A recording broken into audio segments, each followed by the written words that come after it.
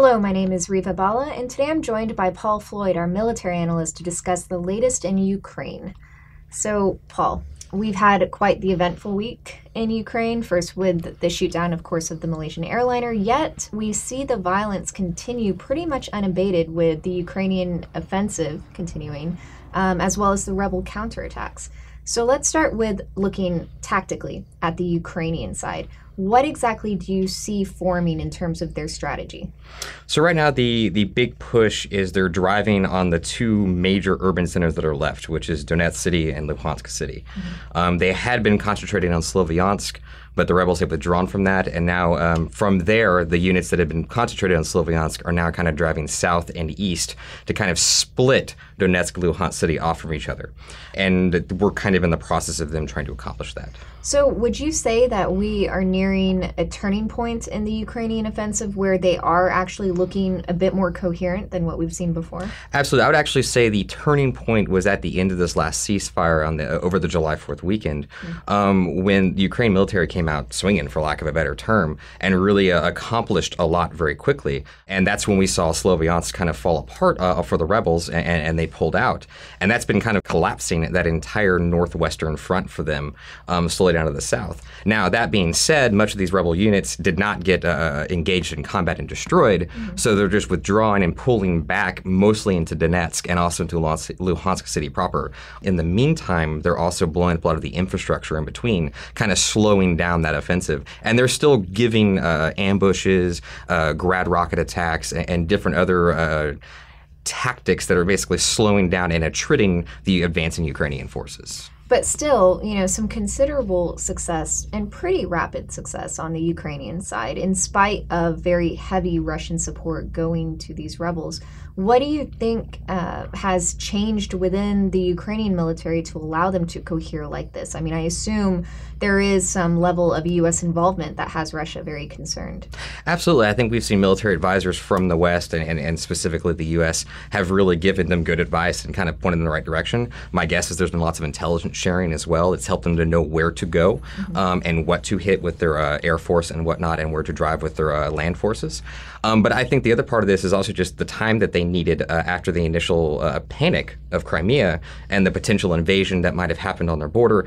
They were freaking out, to be honest. And their military was all over the place. They were having defections. But what they really did is then they reorganized, put everything under the Ministry of Interior, put the right people in charge. So they finally seem to have found a formula that they like with these units that are effective and responsive to Kiev.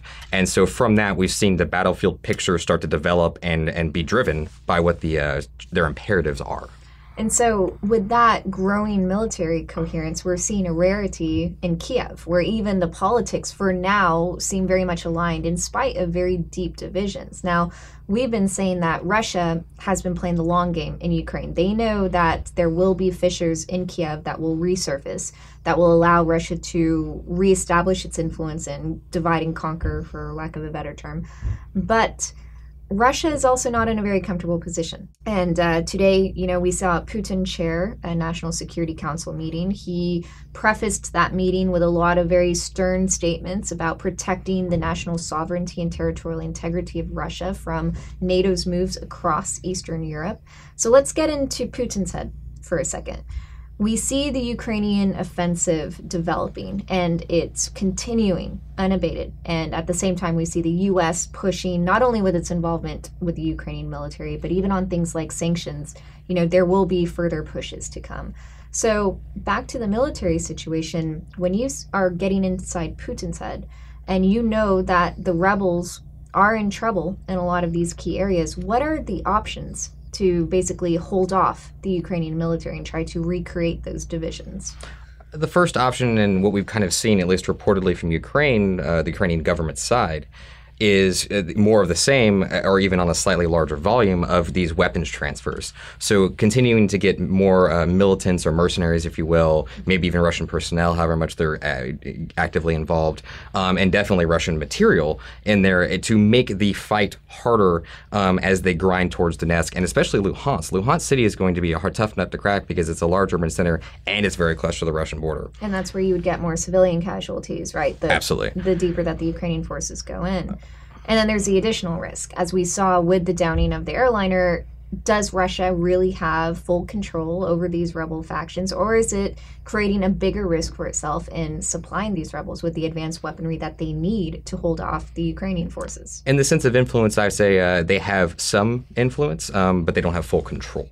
And from there, the civilian airliner problem is pretty much going to fix itself, unfortunately, after this tragedy. No one's going to be flying over this zone anymore. So that leaves, we shouldn't see that be repeated necessarily. But on the ground, there's still lots of space for civilian casualties, and where they can go with these other weapon systems in the sense of on the ground and how that affects those cities, it absolutely can. I don't think it'll be on the same level as the tragedy of the MH17, but we can still absolutely see mistakes as these guys continue to act slightly out of Moscow's control. As we said, they don't have direct control. So bottom line, though, we do expect a Russian response. They need to show that they can't continue to be pushed back in this vital buffer zone. Absolutely. So as we're watching for the Russian response, and we know that there are still big military constraints to Russia, specifically on the ground, what are you looking for? Well, we've already started to see it, which is Russia's military, which had been on the Ukrainian border 40,000 at one point, had withdrawn down to reportedly 1,000.